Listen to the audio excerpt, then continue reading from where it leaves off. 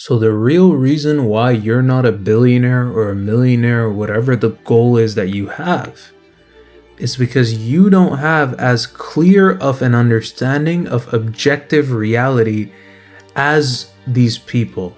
Mark Zuckerberg, Elon Musk, Bill Gates, Steve Jobs, whoever the hell it is, you need to understand that there is nothing different between you and them.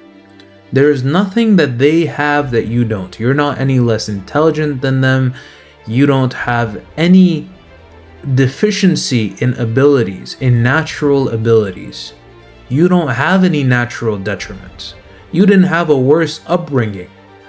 If you're telling yourself all those things, it's not the fact that you actually had those things. It's probably not true, but it's not even the fact that you actually had those things that will stop you from becoming successful, but it's actually your belief that you had those things. In this video, what I'm going to do is I'm going to show you a scientific principle, the scientific principle of momentum, and how you can actually break it down into understanding your why, what pushes you. And that way, you will never have to struggle with evading you not being able to achieve your goals to external factors like your upbringing, like your industry, like your niche being too saturated.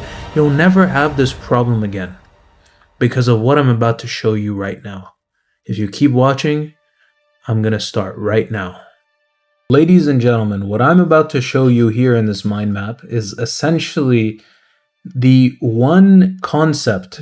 It's actually a scientific equation that has caused the largest paradigm shift for me personally. This is actually a concept that was introduced to me by a very successful entrepreneur friend who I know wouldn't prefer to be named, but if he's watching this video, I just want to thank him again. But essentially, just this concept, which is, if you'll see right here, the concept of momentum, which I'm about to introduce to you right now, is a concept that's so applicable to business.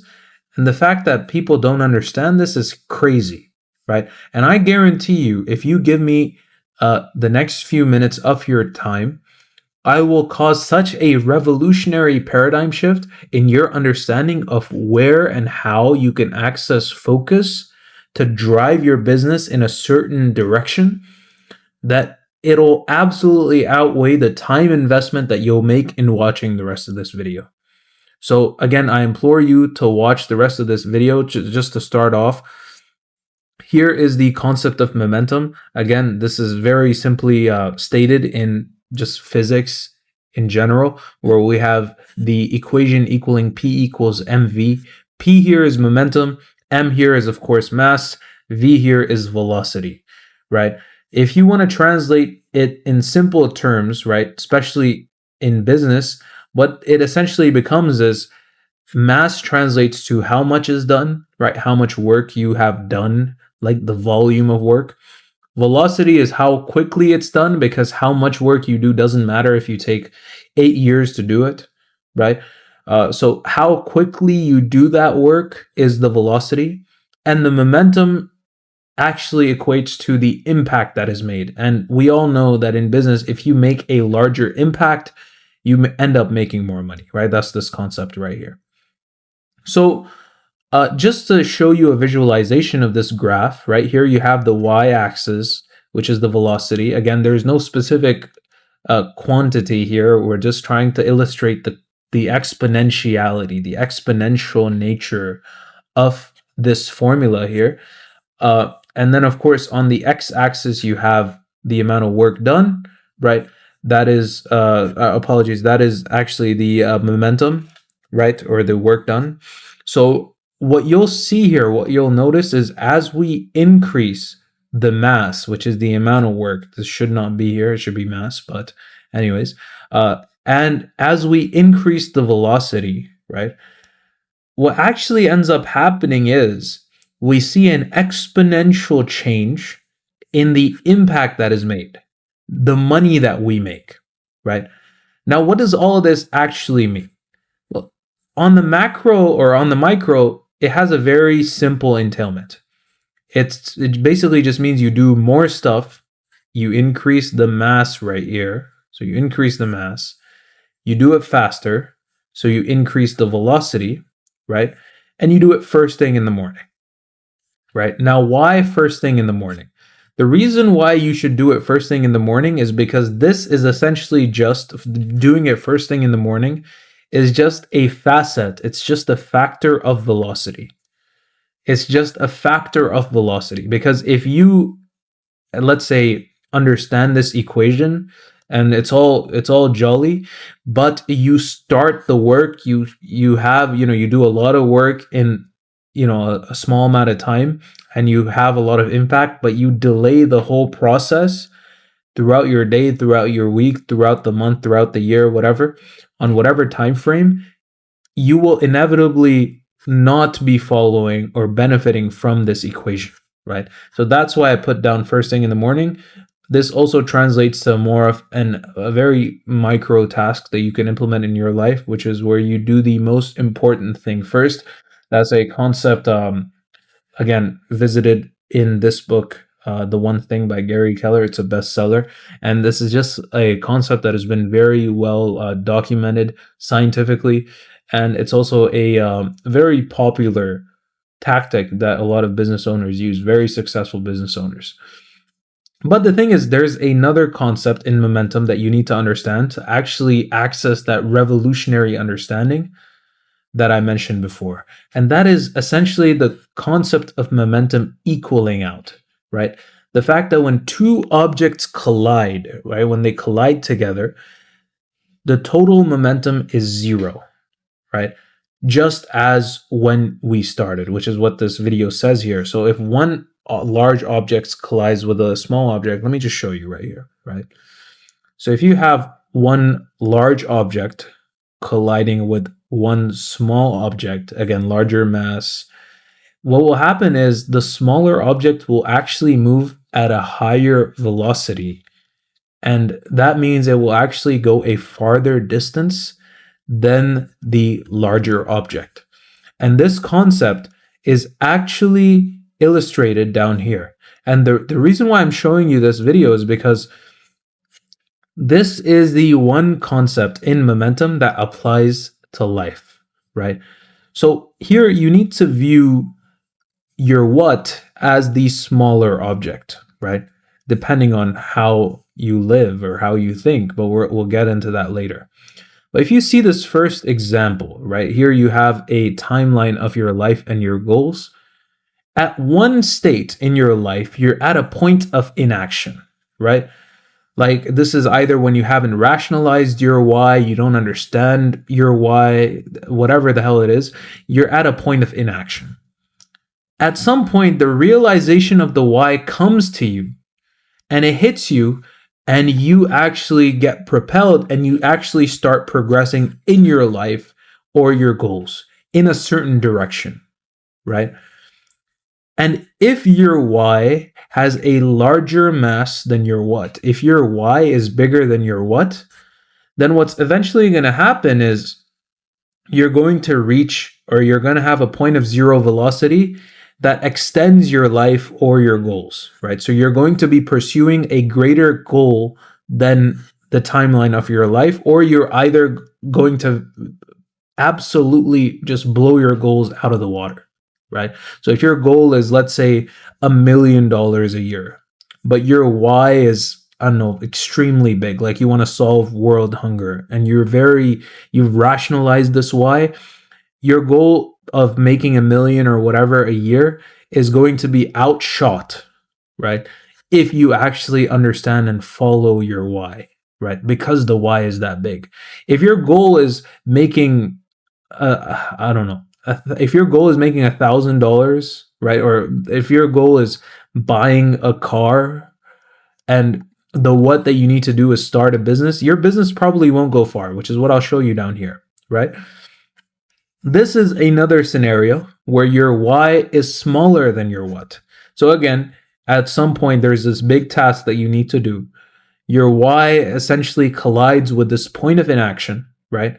This point of zero velocity. And then what ends up happening is Your what is propelled, but because your why, the reason why you're doing or tackling this big task, whether it be starting a business or doing whatever, because it has such a larger mass than your why, it will eventually stop before it reaches the end of the timeline of your goal. You will never be able to achieve your goal if your why is smaller than your what, right? And here is the third example, right? Which is essentially when your why and your what are both small, right? In this scenario, you might actually be able to achieve that point of zero velocity when you stop going, right? But like, let me just give you an example. The why here is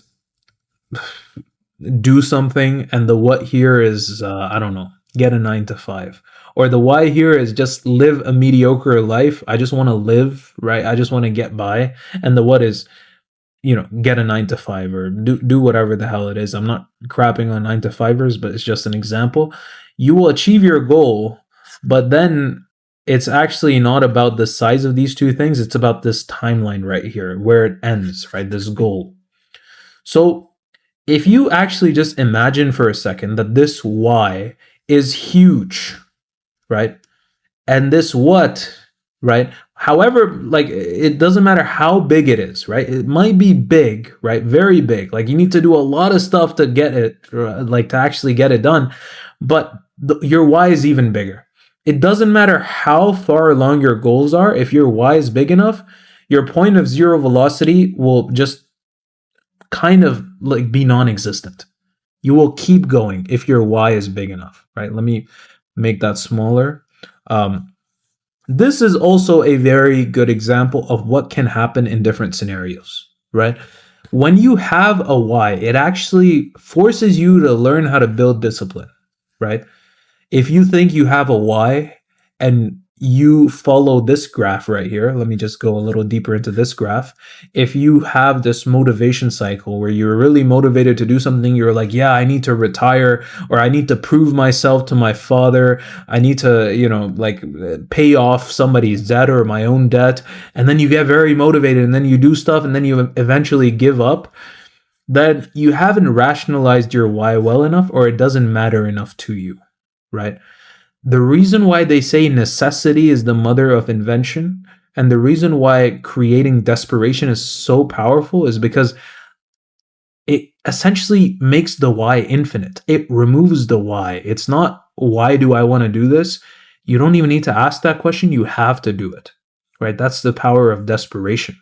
But for a lot of people, they haven't rationalized their why, and because of that, they fall into this repetitive cycle of being, again, in these crests and these troughs, right? And actually never getting to the point of achievement, right? This is, again, the point of achievement. There should be a dot here, but you get the gist. When you have a why that's big enough, you have consistency. You have consistency. You actually understand the importance of discipline, and you enact it automatically because you understand your why, right? So discipline is not something that comes hard to you if you actually understand your why. And for a lot of people, they have this limiting belief that they are actually unable to discipline themselves. But I guarantee you, if you believe that right now, you can absolutely, indefinitely remember at least one point in your life where the why was big enough and you actually did the what, right? No matter what it was. So the issue is not in how big the what is, it's actually how big the why is. So if you want to complete any goal, which is the second graph right here, you have to understand that if your why isn't big enough, right, this timeline, which becomes kind of squiggly here, is actually like you stopping before the end of this timeline is actually what's going to stop you from getting that achievement, because this is the life cycle of any goal ever, whether it's in business, whether it's in life, in your marriage, whatever. in beginning you have uninformed optimism where you're kind of in these stages, right? Then this is like when you're sold off on those drop shipping courses or those SMMA courses, or I don't even know, like those get rich quick schemes if you've ever been part of them, or you're like, yeah, business is easy, man, I just have to run these paid ads and boom, I'm rich, right? I turned on the money printer, I'm the Fed all of a sudden. But that's not true, right? You actually start realizing that as you get deeper into the game. Then you start having informed pessimism. You're like, crap, this shit is actually pretty hard. Yeah, this isn't going to work how I thought it would, right? And then at one point you actually enter this valley of despair. Now, this is actually where most people quit, right? You see the difference between these two lines? Motivation is a solid dot right here. Discipline, there's a line, right? So you eventually end up in the valley of despair. And because you end up in the valley of despair, because your why isn't big enough, like, you can't bear through it. So what essentially happens to you here is you reach this point, right? And you're not able to progress further. You're not able to complete your goals. Makes sense? Makes sense. Okay. So now the question is, all this is well and good, right? We see all these, illustrations, whatever. The question is, what is why? And how can you actually use this concept to achieve that revolutionary focus and understanding? Because as I mentioned to you, if you grow this why, it does not matter how big the what is, your point of zero velocity will be so far out from your goals that you will outshoot them. You will absolutely blow your goals out of the water every single time. And this is actually very, very well summarized in this quote that I absolutely love by Nietzsche, where he says, "He who has a why to live can bear almost anyhow." This is more existentialist, more philosophical. But he says, like, when your why is big enough, the how doesn't matter, right? You will bear through anyhow if you understand and actualize and know the weight, the size of your why, the mass of your why. And Carl Jung says the same thing, right? He says the question why forces us to confront our deepest truths and reasons for being. The question why is literally the most important question in just human existence, right? Because it's the one question that applies to literally everything. It's such a meta question that it even applies to itself. Maybe I'm getting too philosophical here, but you can even ask why. Anyways, this is just me like going into all these shenanigans, right? Point being, right, very important, right? And just knowing the fact that when your why is big enough, the how or the what does not matter, right? It absolutely does not matter. So the real question is, how do you actually find out what your why is? And the reality of this is that it isn't that easy because there's no one size fits all, right? But there are actually a few things that a good why has, right? A good why has four main factors. And those four factors are, number one, that your why is one. You have one why. If you have multiple whys, you cannot divide your effort reliably amongst them. They will just be too small individually for you to actually achieve your goals. If you have too many whys, what's essentially going to happen is you're going to have many tiny balls, right? And many of these graphs, it'll essentially be, instead of having one like this, you'll have four like this, or however many like this, right? That's essentially what's going to happen to you.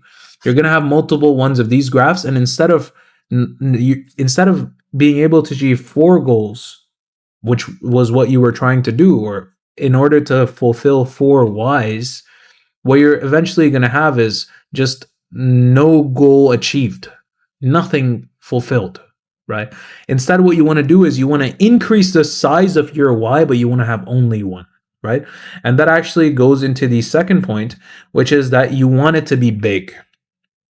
And one way to make it big is to not have other ones that suck the why, that suck the mass out of it, that suck the focus, that suck the effort out of it, right? So make it sizable, make it something that really matters to you, right? And all of this might sound generic, but we'll get into the specificities of things in a minute, right? The third thing that you kind of want it to be, this is not very much necessary, but it's definitely something that you will see every single person who's really, really successful had, right? The third thing and the fourth thing as well, but the third and the fourth thing, like the third thing especially. And this is not like logically impossible, like, trying to make a squared circle or something dumb like that. It's just something that has never been done, right? It is just like conceptually, or I guess it's never been done, right? Or it's thought to be impossible, right? Like Einstein solving the theory of relativity, right? Or the invention of a plane, the light bulb. All of these things were probably ideas that were laughed at, thought to be impossible. How things have been revolutionized, right? So the, I guess, relative impossibility of the why is also something that can help it, right? If you want to be successful, pick a possible goal. If you want to be really damn successful, if you're willing to risk it, and you actually will be able to if you understand your why, then pick a goal that is seemingly impossible. And the last thing which I recommend everybody to do is pick a goal that's scary, that scares you, like that makes you possibly even crap your pants. When you think like, can I actually achieve this? It should be big enough for you to actually care about. If it's too small, if there is not a vision that's attached to it, then it's probably going to dwindle away. But when it scares you, when it's something that scares you or not achieving it scares you, it actually puts a rocket booster on your back because you're running towards something. You're running towards your why. But you might also be running away from a why. Right? There might be something that you're running away from. And if there's something behind you chasing you, and there's something that you're running after, I guarantee you're much less likely to stop in that race compared to when there isn't something chasing you. So having something or having that why being scary, right? Or having the fear of not accomplishing it, those are absolutely things that essentially need to be to have a great why, to have a why that is unfinishing, right? That never ever stops, that never dissipates at any point in time. Just to give you a few examples, right? Elon Musk, right? Of course, a lot of these people, what they've done is because they haven't or they didn't understand this before they made their first million or their first, I guess, 100 million or billion, they realized that whatever goals they picked, right, whatever whys they picked were big, right? They would be considered big to you and me, right? But they actually ended up accomplishing them. I'm talking about Elon Musk in particular here, right? He wanted to revolutionize, the automotive world. He wanted, to introduce a new, just a new standard, which he did, right? And it was a big goal, and it seemed relatively impossible. People were like, nobody's going to buy a damn electric car. It's an RC car, Tesla's this, Tesla's that. People still say, they still hate on Tesla. But you can't deny that it's a goal that he's been able to fulfill. Like it's something that he's achieved, right? And I guarantee you there was some fear, right? When he poured all his money, there's stories of Elon Musk actually pouring all his money into Tesla that he made from his PayPal exit or whatever the hell it was. I'm not too sure. And he poured all of it into Tesla and SpaceX, right? Now, SpaceX is what I wrote about actually. His big why is to ensure the survival of humanity by making it a multiplanetary species. Think about how this applies here, right? Elon Musk now just has one goal, right? He actually connected two of his goals. He has this whole rhetoric that he follows where, he says, oh, my pursuit of Tesla is actually also ensuring the survival of humanity because I don't want climate change wiping it out. Say to that what you may. I don't want to get into political discussions, but this is how he thinks. He's combined his whys into one why. He wants to ensure the survival of the human species. And as it just grows, right, it becomes bigger and it seems impossible and it seems scary. But because it's such a big why, he might end up accomplishing it. I don't know. We'll see. Steve Jobs is another example, of course. Steve Jobs, his big why was to revolutionize just technology, right? Or the human experience, right? He had this vision that every single person should have a Mac computer at their home. Like everybody's going to use it. And nobody took him seriously because he was a college dropout. Anyways, all of you know the story. But whatever the hell his why was, right? It was one why. He had one why, which was that he wanted to revolutionize accessibility to technology for the entire human species. It was a big goal. I just said it. It's a big goal, and it seemed relatively impossible, and I'm sure it was scary. But because it was big enough, because it had all of these things, he actually ended up achieving it, right? So all this, again, is all well, right? But how do you actually rise to the ranks of Elon Musk and Steve Jobs and all of these other people that had great whys? The reason why I chose business examples is because those resonate most with me, and most of the viewers that I actually attract, fortunately or unfortunately, are more business minded. But there's so many examples that you can think of, right? The Thomas Edisons, the inventors of the world, the navigators, people that discovered new lands, across every moment in history, right? There was one revolutionary, right, who actually just changed the conception of what was possible for people at the time, right? When you think like that, and when you have that fear of not being able to achieve that potential within you, there is nothing that stops you. So in order to find your why, this is just a simple exercise that can actually just help you find your why. What you should do is you should essentially get a piece of paper. This is what I did before I started my company, right? You take a blank piece of paper and you write out literally everything that matters to you. Right? Everything that you care about, right? It should be 10, 15 things. Don't go on and on about, your hot dog toaster or whatever the hell you have. Try to keep it, to 10 to 15. And then once you write it, if you want, you can actually pause this video right now and do this. You can write out all the things that matter to you, right? And you can come back when you're done, right? The second thing you want to do is list them in order of priority. Which one is the most important and which one is the least important. I put N here, but you can also just make it, you can put it up to like 3 or 4 if that's easier for you, whatever it is, right? So you want to just list them in order of priority, and you want to cross out everything underneath 3, right? So you just want to have the top 3 there. Again, you can pause the video now, you can do it. But what this will essentially do is it'll help you just dumb everything down, right? As I mentioned, having one why, it'll help you do that. Now, at this point, those 3 things are either going to be related or they're going to be unrelated, right? So if they're related, then you need to find what's common. You need to kind of do what Elon Musk did, right? Where he had Tesla, which is, again, trying to save the human species from extinction, and SpaceX, which is also trying to save the human species from extinction. So you combine them, right? That is also a very, very, very powerful thing to do. You find what's common and then you just join them together. If they're unrelated, you cross 2 of them out. You'll just have to, right? You'll have to cross 2 of them out, right?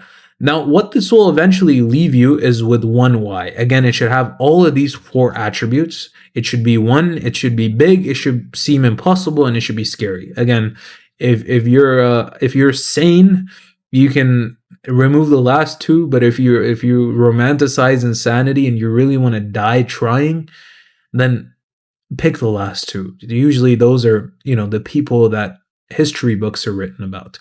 But anyways, if your why is not falling into one of these 4 categories, you want to just go back out and start from number 2 again, because either there's a problem with number 2 or number 1, right? But then you have this one why statement that you need to utter to yourself. Not every day. I'm not telling you to do some self-help ritual, but just understand this statement, right? Some people create vision boards. I'm not going to comment on that. You can, if you want to, just create images that just help you understand your why and put it as your wallpaper or something. Again, just all suggestions. I personally find that the most important thing to do, or the most beneficial thing that I've seen, is actually just understanding your why in the morning and then using it to do this. do more stuff faster and first thing in the morning, right? Like my why gets me up in the morning. My why makes me do more stuff. It makes me do it even faster, right? And that helps me apply the macro to the micro. But again, you can do all the things that other people mentioned that I mentioned before. But there's one last step which is extremely important, right? Which is that you need to know if you're lying to yourself. Because the human mind has the most amazing capacity to lie to itself. It's crazy, right? And this is most clearly shown by the placebo effect. Some people, there's been medicinal trials done where doctors literally give ineffective medication to patients, and because the patients believe that they will work or they do work, they actually see a positive result. That's the power of the mind lying to itself. But you want to make sure that your why that you decided on actually aligns with your nature, right? It's not something that you're lying to yourself about, because if it's something that you are lying to yourself about, then it will not be sustainable. It will, you'll fall into this graph right here, right? It'll last for maybe, this time frame is going to be maybe 2 days, maybe 1 week, maybe a few hours. Maybe you're one of those people that wakes up in the middle of the night. You're like, I'm going to change my life. And then 3 years or 3 hours later, you're back to your same old antics, right? But you want to make sure you're not lying to yourself, that your mind isn't lying to itself. And basically, in order to do that, you basically need to understand what of the 4 M's of motivation you'd be classified into, right? The 4 M's of motivation, this is something that was developed by a man who I revere a lot. A lot of you may not like him. His name is Tai Lopez, and he kind of categorized these for entrepreneurs in particular. And he said that anybody is just motivated by these 4 factors. And he actually collaborated with I believe it was a research PhD in psychology, Dr. David Buss. Maybe he collaborated with more than one. I'm not too sure. I remember. But the point is, there's 4 main M's of motivation, right? That you are just naturally inclined to intrinsically, right? And it's not necessarily that you need to change your why to, fit what M you fit into. It's more that you should really try to fit in your nature into your why, right? You should try to align them together, right? Again, you need to find what's common in between them and pick that. But if it's completely different, you might have to scrap it, right? So just to run it down, right? Material is easily desired to be wealthy, right? If you want cars, if you want jewelry, you are material driven. Mastery is, again, desire for status or being the best at what you do, right? You want to just be the absolute top. You want to be the echelon of, the skill that you're pursuing. You want to be the most competent man or woman out there, right? That's mastery, right? It can also be momentum, which is being able to do what you want, when you want, where you want. This is also called movement. Like you want to just do whatever you want. You want just you want the freedom to choose, right? That is momentum. And the last one is mating, right? Which is, again, desire for a romantic partner, to start a family. A lot of people, what I've seen is that a lot of people believe they're mastery driven. This might be you. I'm not saying this is true for you, but a lot of people are like, I want to be the best at what I do. I just love mastering things, right? And they end up being material driven, or interestingly, mating driven. At least that's for the clients that we work with, right? Because we make them take the test.